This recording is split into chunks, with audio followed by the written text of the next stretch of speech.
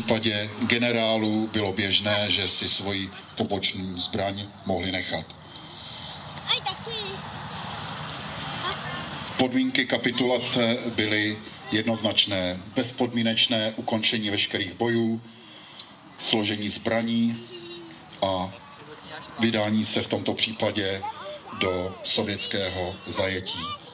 Protože, jak už jsem řekl, v podmínkách kapitulace stanovených 8. května o půlnoci bylo, že všechny německé jednotky, ale i civilisté musí zůstat stát tam, kde jsou. To znamená, pokud byli před demarkační čárou, museli zůstat tam a stali se zajatci sovětské armády. Generál Pichler si vyslechl tyto podmínky a podotýkám, dámy a pánové, že bylo 12. května večer, to znamená 3 dny, fakticky 4 dny poté, co jinde se již oslavoval mír. Poté, co podepsal kapitulaci generál Karl Pichler von Burghaus, se rozhodl, že ukončí svůj život a spáchal sebevraždu.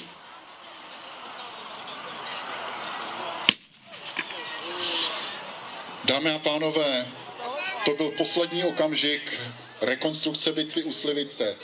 Dámy a pánové, myslím si, že všichni aktéři si zaslouží potlesk za předvedenou scénu.